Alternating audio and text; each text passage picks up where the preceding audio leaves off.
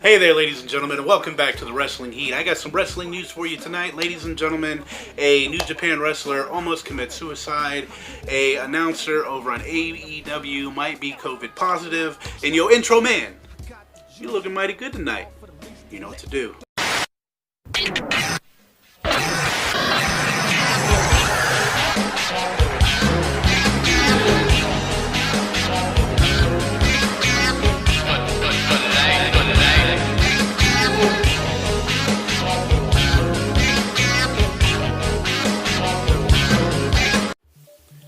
And alright, ladies and gentlemen, the very first thing that I have for y'all on the news tonight for the wrestling is AEWs Tony Svanni might have tested positive for COVID-19. He's waiting for his tests as we speak. As far as I know, he could have got them already, but I am hoping that he is negative and he doesn't have to go through all that BS. We know that wrestling, shouldn't really be going on right now, but AEW and WWE are pushing through, so, there's going to be a lot, but probably not on AEW side. They've been testing for quite a while now, unlike WWE, but I hope, like I said, Tony Svanni, I hope your tests come back negative. You don't have to go through all that sickness, and that's pretty much, goodwill towards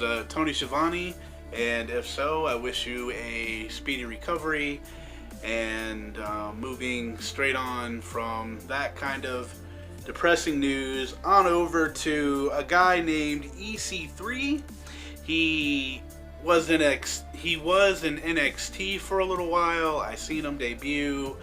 Was kind of, real shaky with him going to the main roster. I mean, he barely did anything. He had a couple matches, two against Dean, I think, and didn't really do all that much in NXT. And pretty much in this interview that he did not too long ago, he says that he totally regrets signing with WWE, and with EC3 says that, I gotta say, I got to agree with him. All this time was pretty much wasted.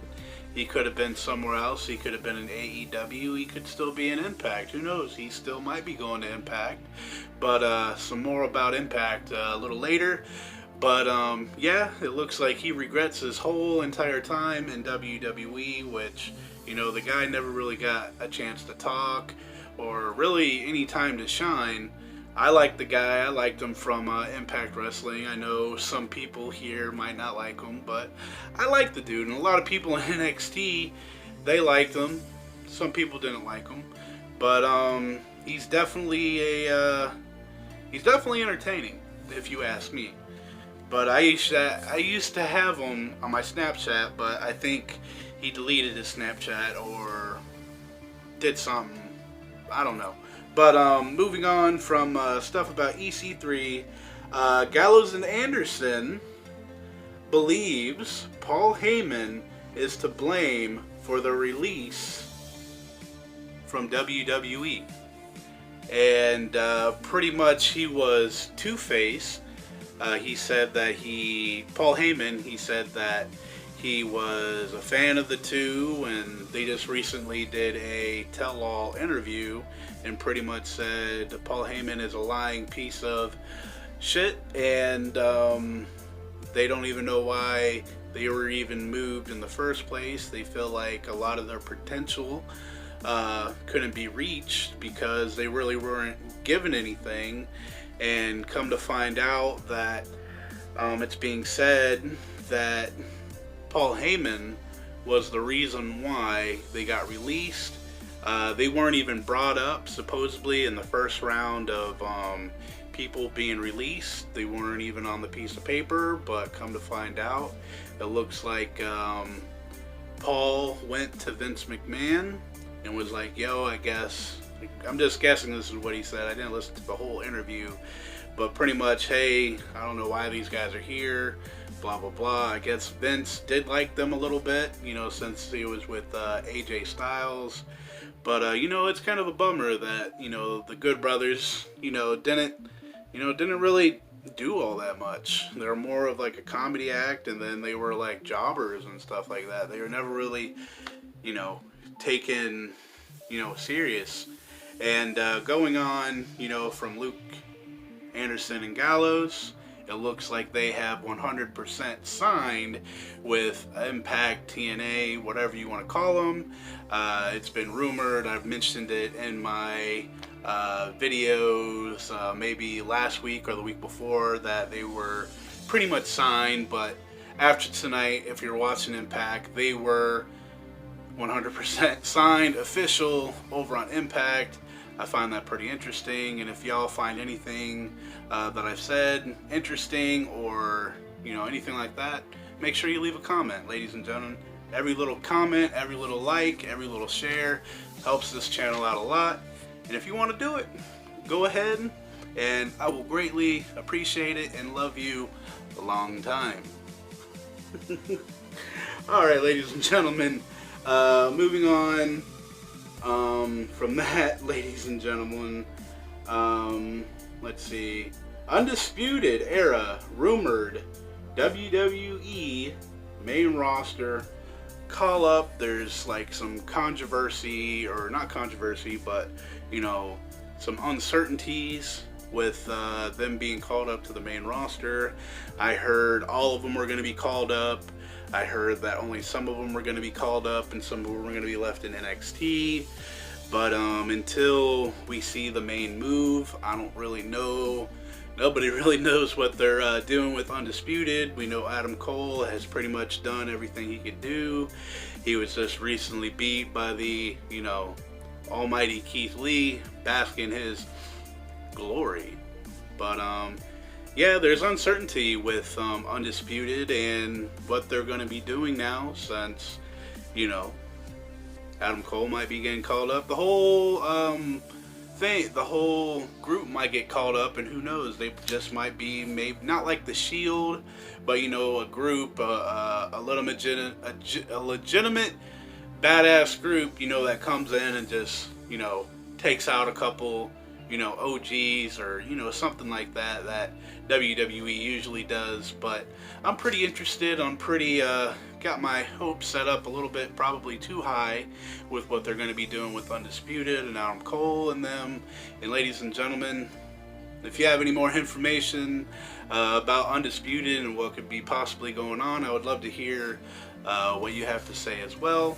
So moving on from that, this one is kind of sad. This actually happened probably about 2 weeks ago, and I'm pretty mad at myself for not catching this. But Will Osprey, he almost committed suicide.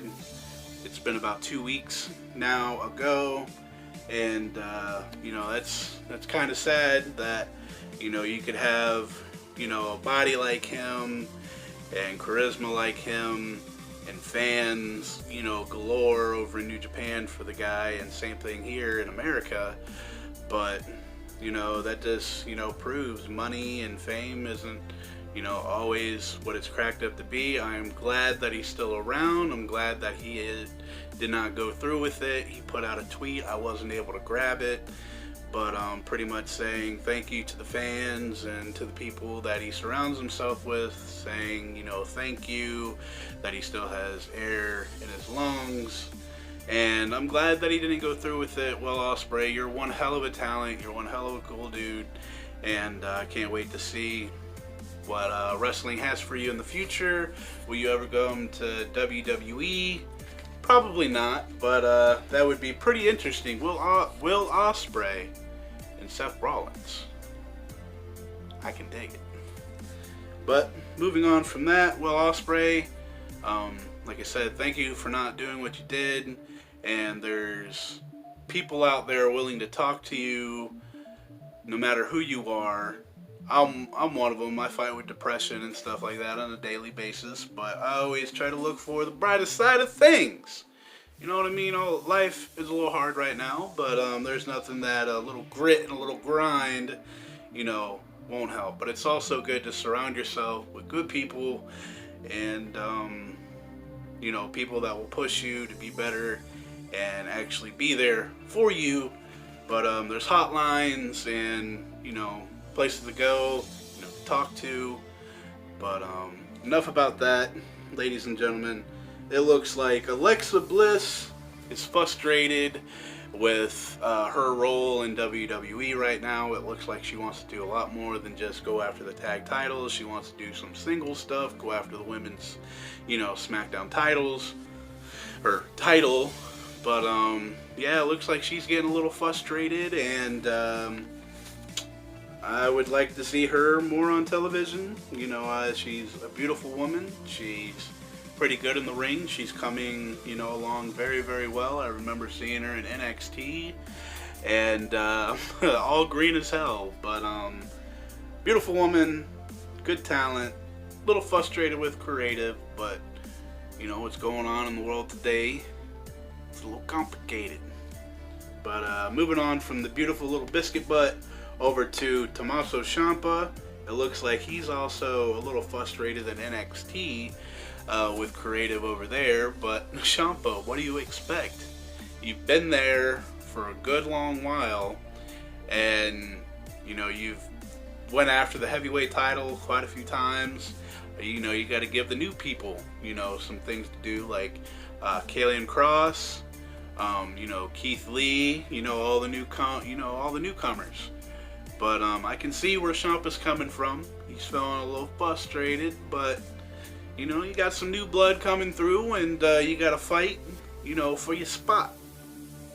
It looks like also, you know, he might be getting called up, but I highly doubt that, because he said a while back, I think about a year or two ago, maybe a year ago, that after the flop of him and Johnny Gargano going, you know, on the main roster for a little while, and that didn't go too well, you know, he said that he was going to be staying in NXT for life, and if they tried to move him, he'd retire. But who knows, maybe he might get enticed and do a thing with Randy Orton. Or hey, maybe Randy Orton will show up in NXT and get a little something going on with Ciampa. I would really like that. I don't know if y'all would like that, but if you would like that, let me know down below. I think I've said that before.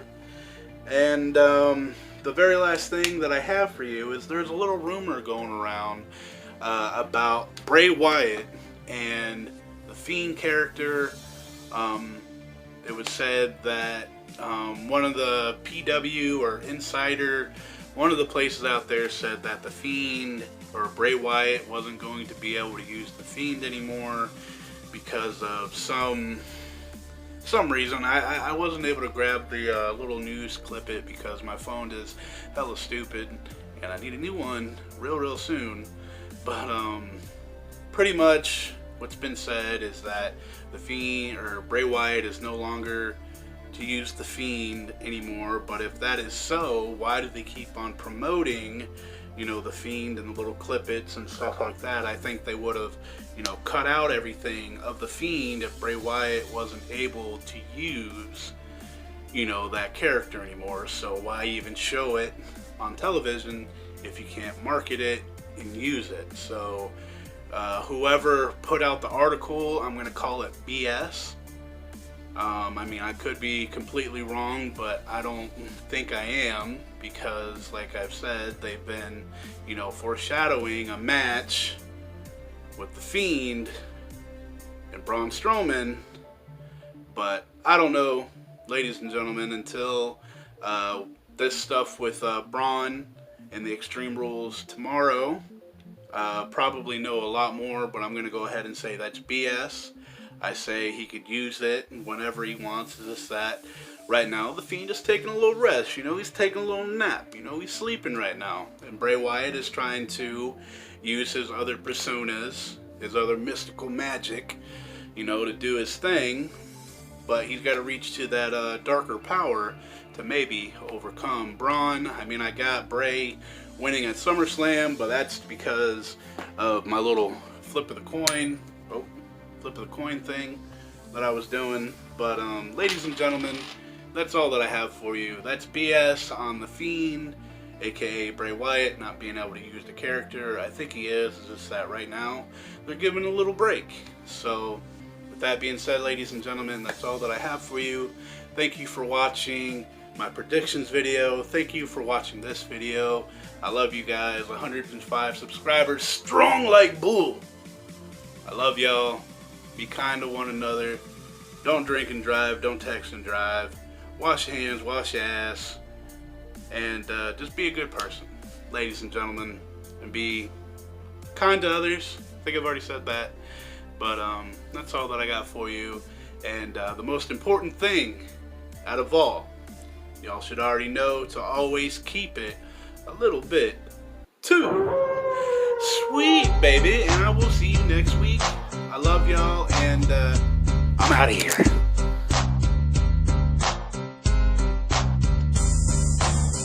Back is back, cause I'm mass destruction. Guess who's here? The bad boys of wrestling. Testing